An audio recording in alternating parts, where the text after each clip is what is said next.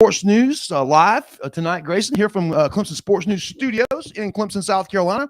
When we finish this show up tonight, me and Grayson are going to be packing our bags and head to Tallahassee. Ain't that right? Oh, yeah. I can't wait for it. It's going to be a fun trip. We're going to get down to what should be I think a lot of people are starting to underrate Florida State. We'll get into it in a second here, but I'm excited to see how Clemson handles what will be the most hostile environment I think that they'll face. Yeah. Again, this place, I've been to Tallahassee many times. We'll be there covering the game. Look for us from the press box from our pregame Orange Crush pregame show an hour prior to the game, and 15 minutes following the game. The Orange Crush postgame show will also air from the press box at Doak Campbell. But I, as well as you, have noticed a lot lately that the press locally is all about Clemson. But if you go out and look at the national press, there's a lot of people picking an upset from the Seminoles, and I'm not feeling it. They're starting running back out. Yep. Their quarterback play at the end of last week's game, very suspect. Okay. And their defensive linemen, they've got one guy that just still can't get in the lineup that they've been wanting to get in there all year. And I don't know how this team can hold up against Clemson's defense. Now, their defense is pretty salty. If they're back in, their two safeties are really experienced, Akeem Dent and Jamie Robinson, a local product from Anderson Westside High School. Those guys are really good in the deep quarters of that secondary, but I think Clemson can figure out some way to penetrate those guys. I think a lot of quarterback power runs tomorrow. Yeah, I think Clemson's best when they get the quarterback involved in the run game. I agree. Diversifies the offense. It's going to be a extra hat in the box for blocking. Yeah. You know what I'm saying? It's going to be a matchup of two, hopefully, like if your prediction comes true, two rushing quarterback kind of matchups. Yeah. And DJ. Yeah. And guys, later on tonight, we'll actually tomorrow morning, since it's a 7:30 ABC game. By the way, the fifth time this year, 7:30 football game, a night game for Clemson. That's a record. I think I heard earlier Tim Beret stat. You know, Tim's got everything in his damn book. But the game itself kicks off in Doak Campbell. You know, the atmosphere there hasn't been what it has been back in the days historically, but we're looking for a really good game. I'm interested to see how that defense pressures with that front five finally together for the first time. Yeah, it's finally as advertised. I mean, all summer we heard about this defensive line scary. This defense is scary. Quote key when they're healthy. So we've been waiting. We got healthy. We finally got it. We got the little snapshot of Xavier Thomas last week. We hope to get more than 6 snaps. And if we get the kind of production they did out of him last week, out of more than 6 snaps, I don't want to be Jordan Travis. Okay. No. And I heard their right tackle is out for the game. Oh, geez. Not good news for those guys, because they're going to depend on Travis being able to extend plays with his feet to make the passing game work, because I don't think he's going to be able to back up in the pocket and just wait. Yeah, it's going to be very limited time. He's going to have to extend plays out into the flats and be able to throw downfield and find open receivers. You can see what Furman Louisiana Tech did, which is try to pull the defensive ends in and use like screens and quick throws. You're going to see a screen game from Florida State. Yeah. That comes within the territory down there. So you're going to see a screen game with them, but you just got to come in and bash it. You got to come in and attack that screen game. You got to blow it up, and then they'll abandon it, and then you'll go back. And, again, you start taking it apart a little bit by little bit. And I think with the talent level that we've got on that defensive front, they're going to have a really hard time keeping that backfield clean. Yeah, this is a game that, Gary, I put on my bucket list when I started here. This is one of the games I really wanted to go to. Just guess what? You're going. Your first trip to Tallahassee. I can't even tell you how many times I've been down there, but this is going to be a great trip, guys. Again, we'll be reporting again from the press box at Doak Campbell tomorrow for pregame and postgame. We got a lot of things to talk about. Let's talk about last week's game. Let's do our review, and then we'll do the preview, and we got our picks at the end. So let's talk. Oh, by the way, stop the presses. Stop the presses. Clemson Sports News needs to announce that we have just gotten the Subway sandwich shops of upstate South Carolina as our latest sponsors. We're talking all the Subways in Pickens County and Oconee County. Guys, go get yourself a Subway sandwich and tell them that Clemson Sports News sent you. And thanks, guys, for coming on board. Absolutely, cannot wait. That's a pretty big sponsor right there. That's pretty. Hey, man, I feel like Adam Sandler in the golf movie. Happy Gilmore. Happy Gilmore. He got his Subway sponsorship. Hey, I'm stoked about it. I can tell you right now, the guys that own it. There's 2 partners here that own it. They're really great guys. Man, I'm going to tell you right now, guys, step up, because we're going to be doing some live shows from their venues soon, too. So you're going to see Clemson Sports News live at Subway in your neighborhood sometime soon. Yeah, if you want to get a sandwich and watch some CSN live, I can think grab the information and some food at the same time. Take in some calories and some info. Absolutely. Couldn't think of a better Friday. Yeah. Hey, man. Let's talk about last week's game. BC got there, and I kind of predicted it again. I told you it's going to be a sloppy, ugly first half, and it would be a close game, and they would pull away in the second half. It's just the way Clemson operates. It's their MO. I don't know what it is. Starting slow. And, they got that first drive out, and they looked really sharp and crisp on the first drive, except they couldn't capitalize with a touchdown. But in the red zone, the team's been really good. Another thing we'll talk about later is Florida State is comparing the red zone offense and their kicking game. We'll remember that one, okay? Their kicking game is suspect. Well, we'll get into that. We'll get that later. Again, going back to BC, I saw a offense that just was trying to get clicking at the beginning and finally got it moving there towards the end of the first half and came out in the second half with I think both sides of the ball came out with an adjustment and an intensity. It was almost like they had some authority on them. I think Dabo had a really good halftime speech, guys, because they came out in the second half and asserted themselves quite well. And you saw the game become what it was, and you saw them wear down Boston College in the third and fourth quarter. You can only win so much on adrenaline, and that red bandana game had those guys pumped up, really hard for a good reason for those first two quarters. But that offensive line was getting chewed up by that defensive line. That poor Djokovic guy was running for his life, and even with Zay Flowers there, if you can't find time to throw the football, doesn't matter. It doesn't matter. Yeah, I think what we also saw from Clemson was just taking care of business. Got it going, just doing your job. It felt like the game where if they did what they needed, they were going to be fine. There's nothing to really sweat over. I was impressed with their performance in the second half. Didn't like the drop, and I think we'll touch on that as potentially being a problem. But overall, the receivers are getting better. The tight ends are continuing to be utilized. Mm-hmm. All the things that we've been hammering home, we're starting to see come to fruition. I'm telling you guys, the double zeros, Antonio Williams and Barrett Carter. Grayson did two great stories on each of those guys this week on Clemson Sports News. Go check those out. But those two guys, the double zeros, the double naughts, those guys are really making a statement out there on that football field. Seeing Williams, walk into the starting lineup, which I kind of predicted earlier this year. I said it would happen. And that guy is really impressing me because he goes out and gets the football. And when he gets the football, he really puts in a lot of effort. He protects it, and then he goes after the yards after the catch. And even if it's a struggle, he's a little guy. I saw him carrying 3 guys on his back on one play last week. He's an attacker. He runs with a purpose. Each route feels like it matters. It feels because you have some plays where they're not designed for you. You might take it off. Antonio's going 110%. I think they're going to design some cool things. Have you seen this arrow route that everybody's running now, where they'll bring the slot guy in motion and flip him right back around and send him out? I think you're going to see some of that coming real soon from Clemson. You get some more pre-snap notion too. Like you can run the same stuff after the and fact, that's something you've seen this year from Clemson. You haven't seen last year. Was a lot of pre-snap motion this year that it kind of went away for a couple of years. And I don't know why. Clemson's always lived off that and making the defense have to change and pressure itself out. But in the past, the talent superseded the other side of the ball. You could kind of force the issue. But now these days, when you're trying to develop a wide receiver crew, I think you got to do and use every little trick in the book sometimes to get a little bit of extra space. Yeah, Antonio's play is probably also given the receivers. The freshman comes in during the summertime, doesn't have as much time to master the playbook of the offense, and comes in and it's automatic. We'll talk about Barrett Carter. I brought up Williams. You go with Barrett Carter. Okay, you wrote the article on him, and you also had a podcast, guys. Grayson's podcast.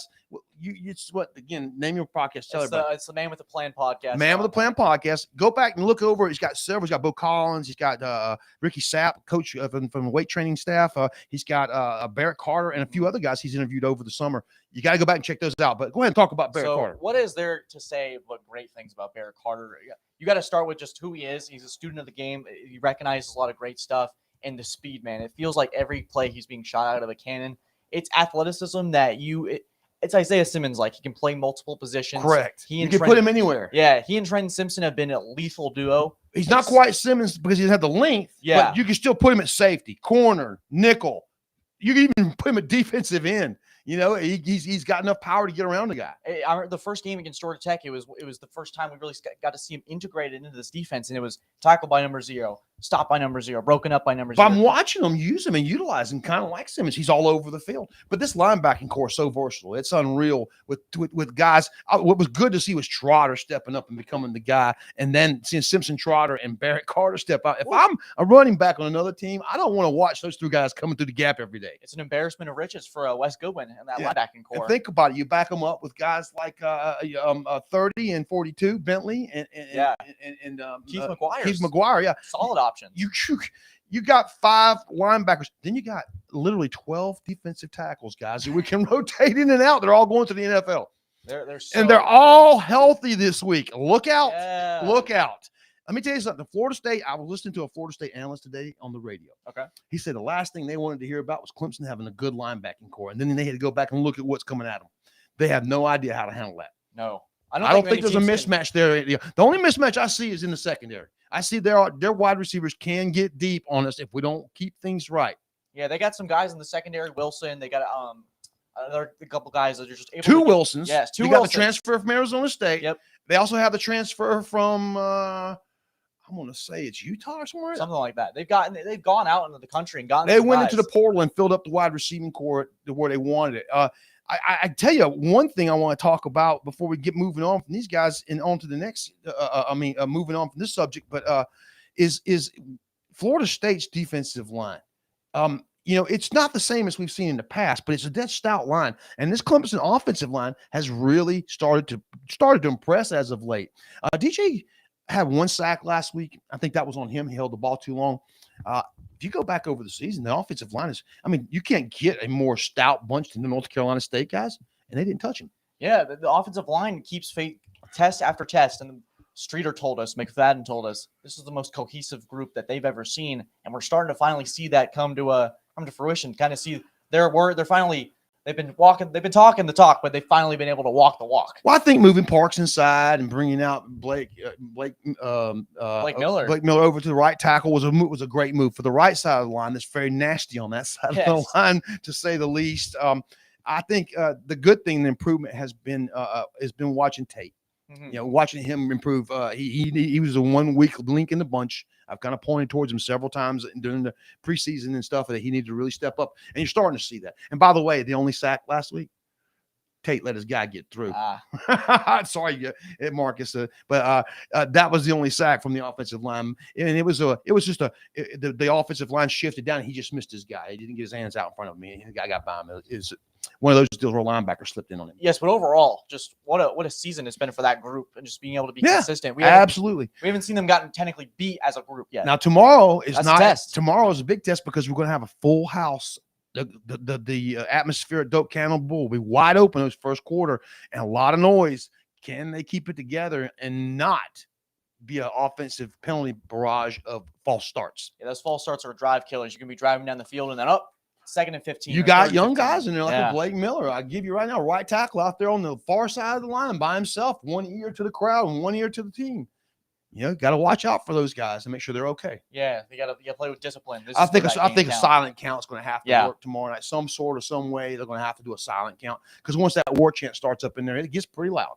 Oh yeah, I mean you on the TV too. Everyone's doing the tomahawk chop and everyone's chanting and stuff. It's an electric environment. We get to go see good old Chief Osceola, and runs up on that dang horse and flips that spear in the ground on the 50-yard line. They go nuts and then kick off, and then there it comes, buddy. You can see it, and buddy, they don't stop until the end of the night. But if you start whipping them pretty good, they start reading books.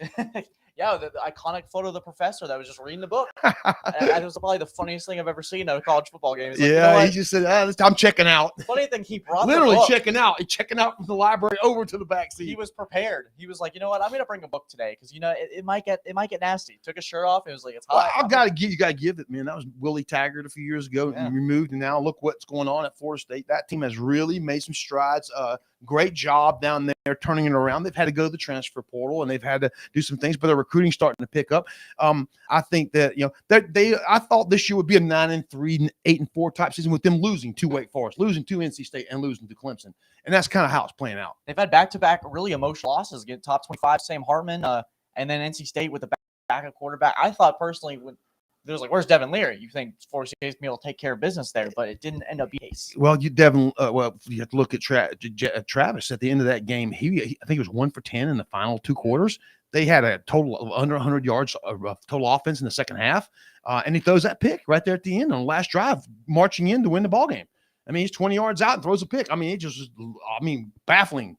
And that's Jordan Travis. Inconsistent to me still to this day. He's 63% completion percentage. Is a lot better than he has in the past. But again, he's not going to see a defensive line like he's going to see this week. That one at NC State was pretty tough, but he's really going to get beat up when he sees Murphy, Thomas. It's another level. It's another level. KJ Henry, who's probably one of the top DNs. Well, he is one of the top DNs in the country in QB pressures this year so far. He literally is challenging Will Anderson from Alabama as the top defensive end in the country, and this guy was replacing Xavier Thomas. And we all thought Will Anderson could be a potential defensive contender for the Heisman Trophy. So that must mean KJ Henry is one too, huh? Might have to put him there. Might have to. I don't think so, but guys, lots of defense tomorrow. I'm just telling you, this whole matchup between their defense, our DBs and their wide receiver group, that's the big one to watch. But I don't think it's just the time. You know what I'm saying?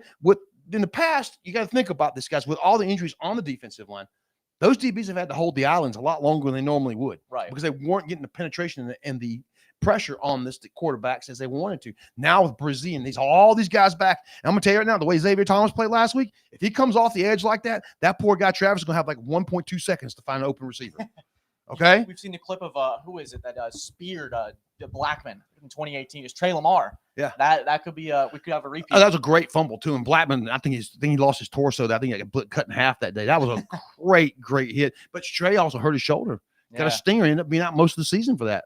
That shoulder, that hit, he missed like 3 games going into the playoffs. Came at a cost. Yeah, came at a cost. But guys, let's go ahead and move on to our talking about our pick segment tonight. It's gonna be a short night, guys. There wasn't much to talk about here. We're gonna go to picks because there's a lot of good football to talk about in these picks. Let's go, Grayson. Pull them out. This is a week, guys, for college football. It's one of those weeks in October, November where the landscape starts to become truer. We start to really get a sense of who's going to be competing for a national title. It's October. I told you, I don't even look at the rankings. I don't rank teams until you hit October, until you hit conference play, until you get past those first 2 weeks and 3 weeks of the season in the bye week. Here we go, folks. When the leaves turn, that's when we burn. Oh my gosh, I've never heard that. Like that? All right, first game, Penn State at the Big House in Michigan. It's a 5v10 matchup with Sean Clifford and James Franklin. I think Sean Clifford is a great quarterback. He has, like last year, you saw he could be held. When they make them one-dimensional, there's a problem. But the thing about it is Penn State's got a freshman running back that's partner. He's starting to step up. And then there's the guy, the little running back at Michigan, who's doing not too bad either, who got 500 yards in the last 3 games, I think. Blake Corum. Yeah, another good one. And then their quarterback.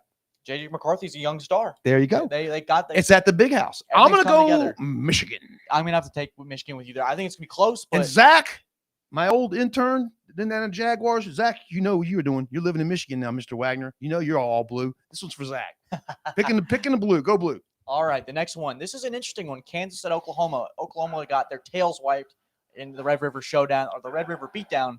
I called that one too. It's the program of Oklahoma is it's in a crossroads, and Kansas, who's got a lot of momentum, but no Jalen Daniels. You know what's funny is the minute I saw the quarterback last week for Oklahoma, and he's a friend of mine. You do know that his brothers both played at Clemson. Mm-hmm. Bevel. Really? Yeah, both his brothers, the twins, played at Clemson. His dad is a Clemson grad football player, alumni. Okay, I got Bevel at Clemson at camp a couple times in front of Dabo and in front of Streeter, but there was no room for him, and he ended up going to Pittsburgh. So we tried. But I knew when I saw Davis go up as a starter, I knew what kind of level of competition he's played against and what his abilities were, and I knew there was trouble. There's trouble afoot, and there was a lot of trouble. There was a lot of trouble because they didn't trust him to throw the football. No. They did not trust him to throw the football. They became one-dimensional, and they got run out of the building. So this week, they get Kansas, the upstart, with Jalen Daniels. The quarterback, everybody. No, Jalen Daniels. He's not playing. That's right. He got hurt. It's Jackson Bean. But Bean came into the game last week against the SMU and did really well. Bean's not bad. Bean is not bad at all. But with that being said, it's at Oklahoma. Brent Venables' back is against the wall. He's lost 2 beatdowns, and if he's got to change the narrative around his program, or he's going to lose that recruiting class. Desperately. He's got a really good recruiting class he's building. That will start to get pecked away at if he keeps continuing these large defeats. I'm going to go with this one. Is Dylan Gabriel coming back this week? I don't know. There's the question. There's the question. If Dylan, I'm going to go, guys, I got a part A and a part B. There's 2 things. If Dylan Gabriel's back this week, he hasn't got an interception all year, by the way. You know that, right? I'm going to go Oklahoma at home winning this ballgame in a close one. If no Dylan Gabriel, it's a 21-point win for Kansas because that one-dimensional version of Oklahoma is not going to win. anything. I'm going to take Kansas outright, regardless of who plays Wow. quarterback. Good call. I hate to wimp out like that, guys, but Dylan Gabriel is put it this way. Quarterback play is all you know in college football and high school football. Without quarterback, even in pro football, without quarterback play, you got nothing. With what I've just seen from Oklahoma football the last 2 weeks, I've just seen it just feels empty. There doesn't feel to be like energy, poor tackling, and with a quarterback like Jackson Mead who's mobile, it's going to be It's going to take a while for him to get his kids in there that fit his system and what he wants. I mean, he's got a whole culture change going on there. Yeah, it's not a shot at Brent Venables.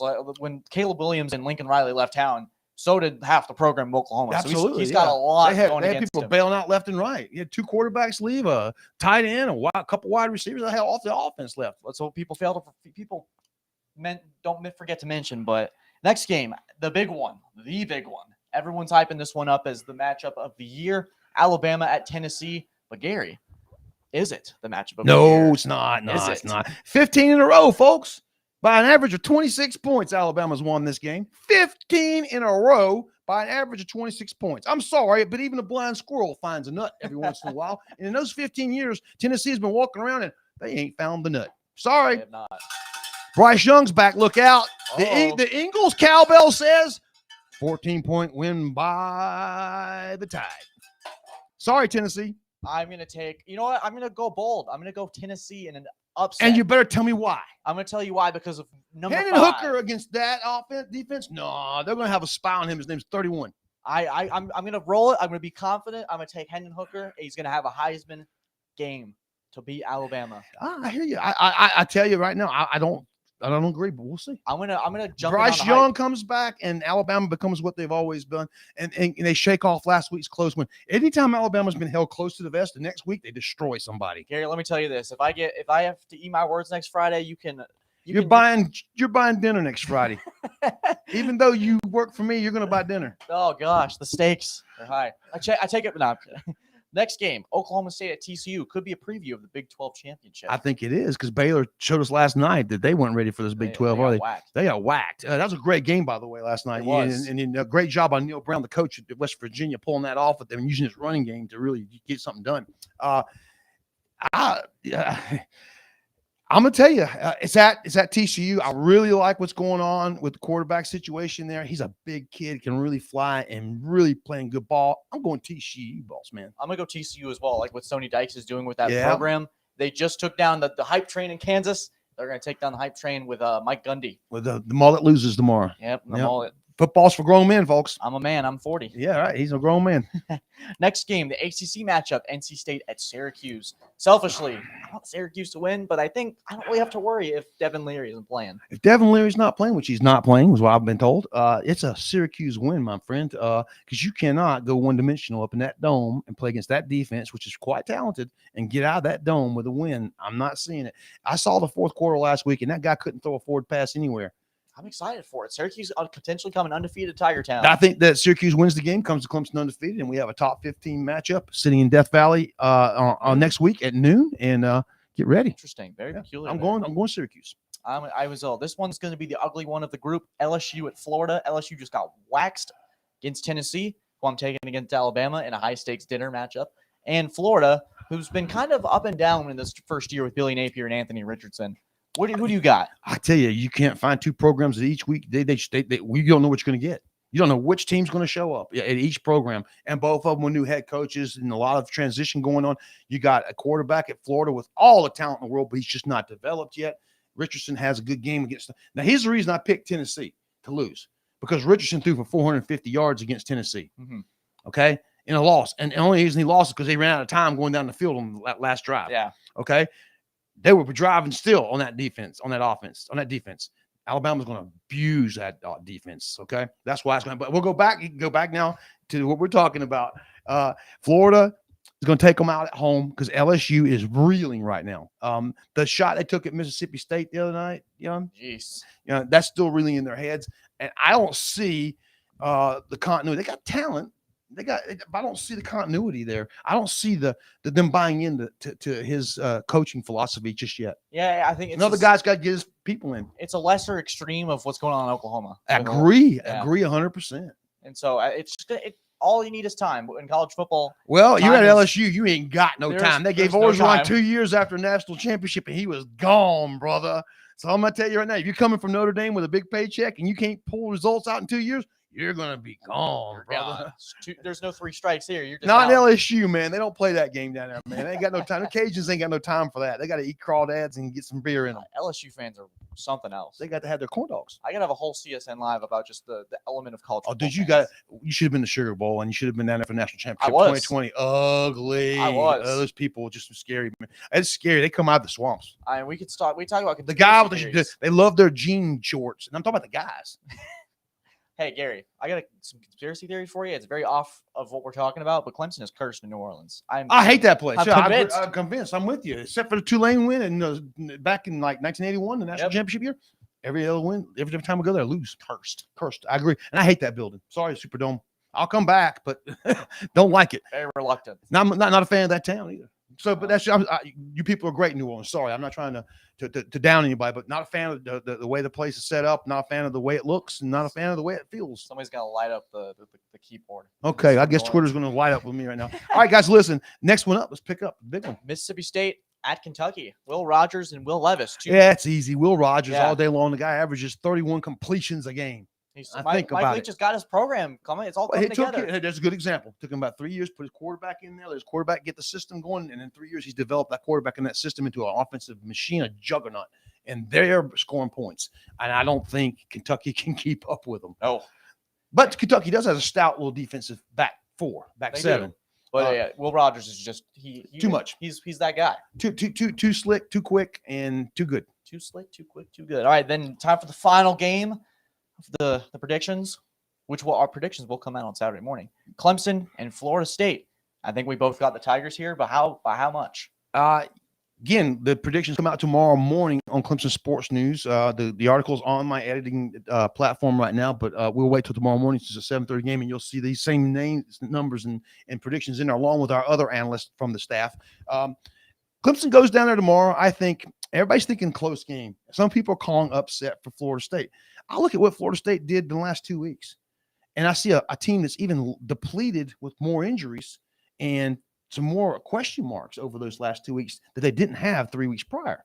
I think they're still trying to find themselves, to be honest with you. And with the loss of their starting running back and Clemson getting back at full strength on the defensive side of the ball, minus Sheridan Jones, who's a game time decision.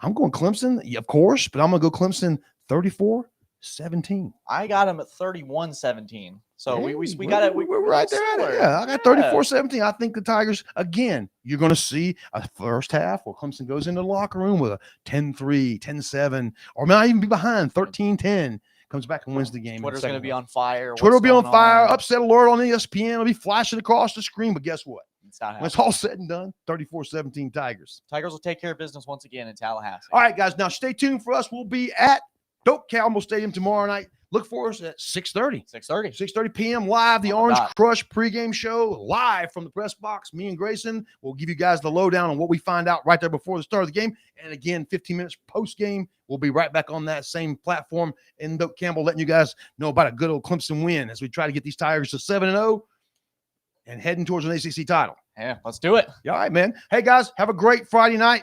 You guys traveling down like me and Grayson. Drive safe, and we'll see you guys down there. Go Tigers. Go Tigers.